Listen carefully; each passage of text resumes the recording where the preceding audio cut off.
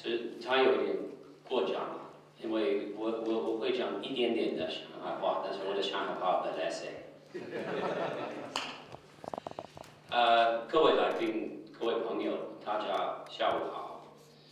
首先，我要感谢我的非常非常好朋友张健先生，做了非常多的工作，使我们有机会主办这样的活动，也让我们有见到了诸位朋友。我叫顾道克教授。我是美国乔治华盛顿大学商学院的院长。我作为一个中国的问题的学者，有20多年的，但是我当了院长以后，我的中文和我的中文学者的越来越退步了。现在就是一个院长。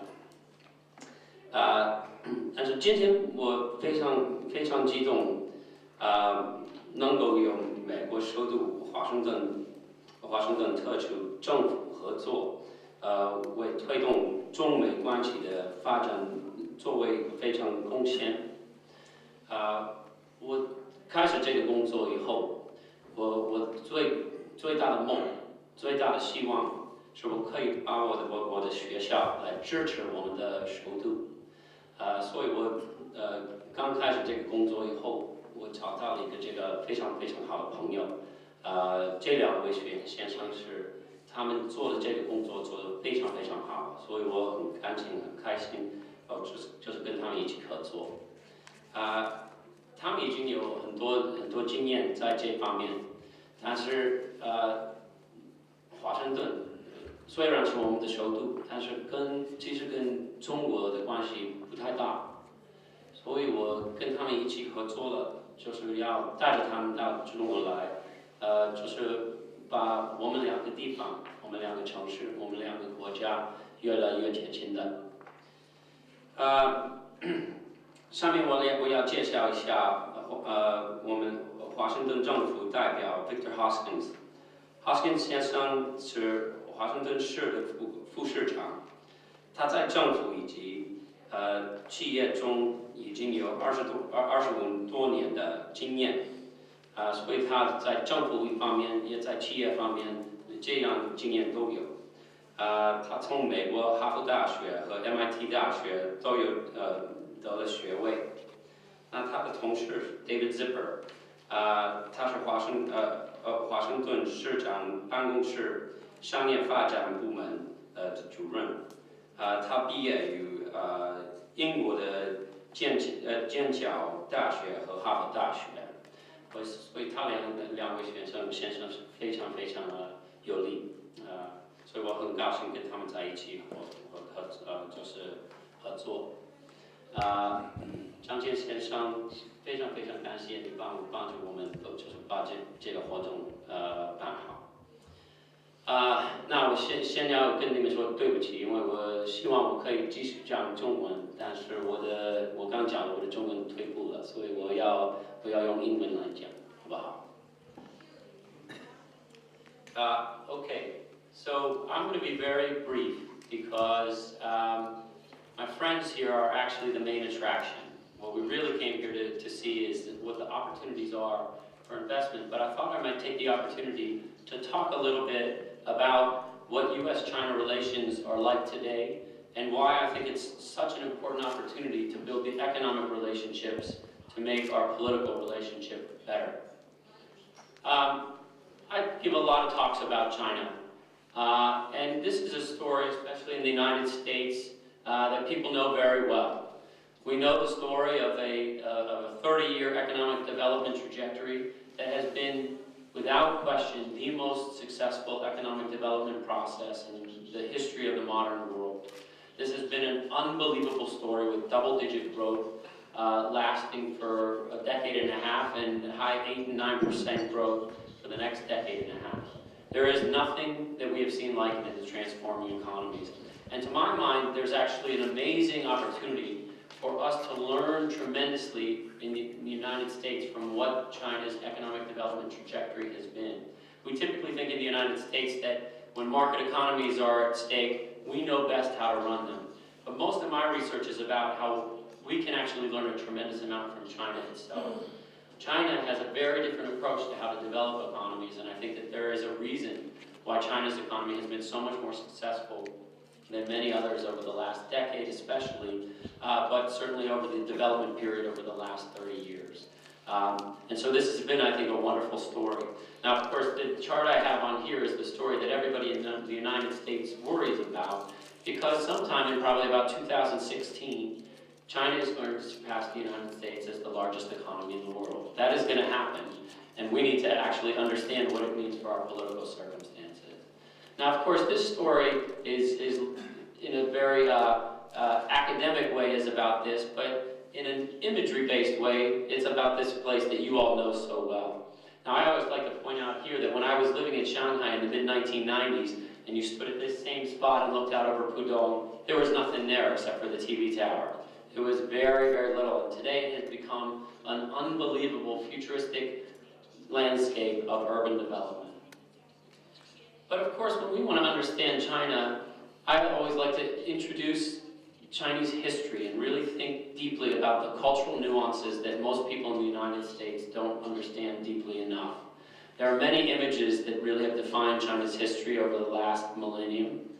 But of course, the key moment probably that really started our countries down a certain trajectory was the moment when Deng Xiaoping came to power, and in January 1st of 1979 came to visit the United States and signed the normalization agreement with Jimmy Carter. This was, I think, a remarkable moment and set our two countries to walk hand in hand down a new path of history. Of course, the moment that is probably often more forgotten, but is much more recently a critical moment in our relationship between China and the United States was September 17, 2001. We were preoccupied at that time because our country had just gone through a great tragedy and crisis. But of course, this is the moment of China's accession to the WTO, and since then the global economy has not been the same. Now, the greatest coming out party that I think the world has ever seen happened a couple of years ago, and China has been since then on somewhat of a roll. It's in my view that China at that moment switched from being an interesting development story and one that was mostly explained away through having a deep, cheap labor pool to being one that is fundamentally a global player in the international economy, and one that has to be taken seriously as one of the top geopolitical powers in the world. Now, one of the things that's always been interesting to me, however, is that despite all of this success, we still spend a lot of time in the United States thinking bad things about China, wondering about the crises and bad aspects of what some people have called the coming collapse of China. Some colleagues talk about pollution and other things like trade imbalances. Of course, to my mind, this part of the relationship is about one thing pure and simple. It is about our fear in the United States about the growing power of China and how China today is teaching us a new model of capitalism, and it's one we need to step up and pay attention to.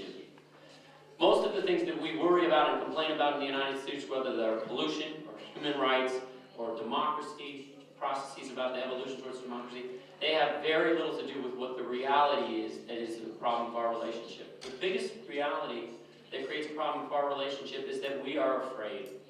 We're terrified of China right now because China is understanding market economies better than we are. So when people talk about things like the currency manipulation or the trade imbalance, all they are talking about is having very little understanding of what's actually going on in China. And most of these debate topics have no bearing on reality. And I tell this to people in the American government and in American academia all the time, that the reality is that that has no bearing on what our relationships are, but it is one of the things that the U.S. has very strategically taken advantage of in order to try to hold China down.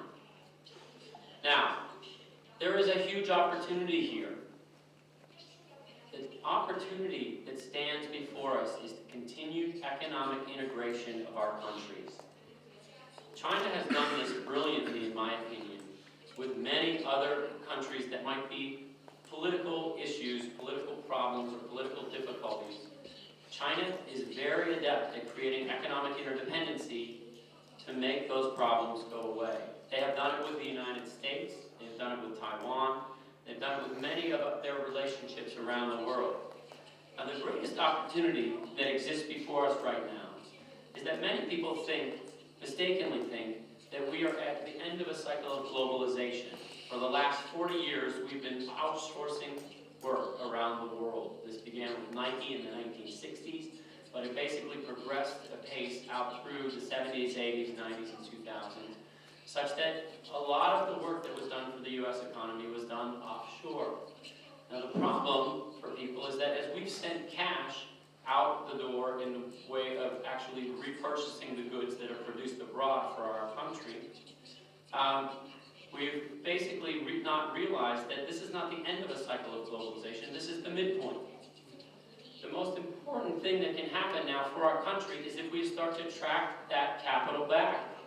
It is the best way for us to build alliances with the countries around the world, but it is also the most important thing for building relationships with the countries that we fear.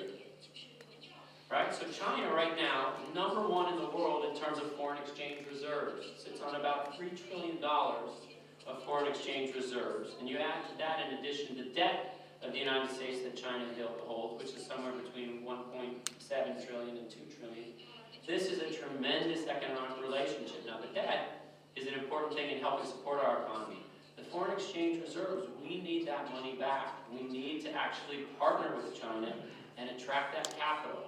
Now, from China's perspective, sitting on that much capital is a little bit of a dangerous risk, right? Because if you have nowhere to invest that money, then it can cause inflation and it can cause a loss of the value of the opportunity that sits there in front of you. So the perfect match is not just an export and trade match. The perfect match is for us to become economic partners.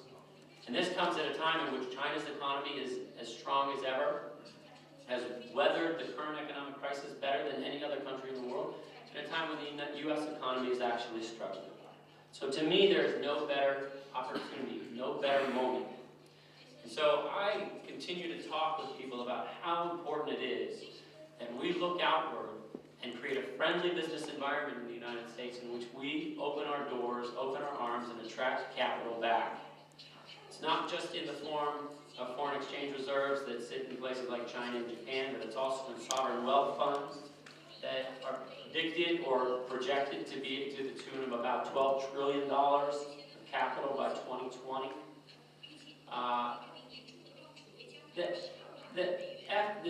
Despite the fact of the weaknesses of the U.S. economy, it is still a good destination for FDI if we would create the right conditions to be friendly and welcoming FDI. Because the institutional infrastructure is solid. Right? It's a very, very rules-based system. Rule of law is quite adept. And there are a number of places in the United States that, despite the weaknesses of the U.S. economy, the real estate market in particular is basically what we call Teflon. It is rare that it actually takes the hits that a lot of places in the global economy take. The two main ones that are on that list are New York and Washington, D.C. Now, if we look at the FDI growth over the last 20 years, it's clear that this is a good destination, but it's also clear that we've been hurt since the financial crisis. And so I would like to help our country develop that position. Now, if you look at this chart, though, the biggest thing to notice here is that we have not been welcoming the Chinese capital. I know for a fact that it's not that people in China who have resources don't want to invest in the United States, it's that the United States hasn't done a good enough job at welcoming that capital and creating a friendly environment. To me, this is a travesty. This is a travesty not just because of the capital that's sitting on the table, but because of what I was just talking about in terms of creating a harmonious relationship between our two countries. And this is something that we have to address, in my opinion. Now, there are lots of places and sectors that are usually the targets of FDI. The one that's often left off these lists is real estate. And so real estate, to me, creates one of the interesting and huge opportunities from a development perspective. You'll notice that on the Global City Index, which are usually ranked by a number of different dimensions: business activity, human capital, information exchange, cultural experience, and political engagement. There are 2 U.S. cities that are on the top 10 of that list. They are New York and Washington, D.C. And so it's been a wonderful opportunity for me, as a dean of a business school, to help develop these relationships with my partners in the city, to help them think about how we can make this process happen, and how that process can help deliver opportunities for the city to grow and flourish and thrive, but also an opportunity for our 2 countries to become so much stronger in their relationship. So with that, what I'd like to do is turn it over to my colleagues, who are really the main attraction of this discussion, and let them introduce the opportunities that abound.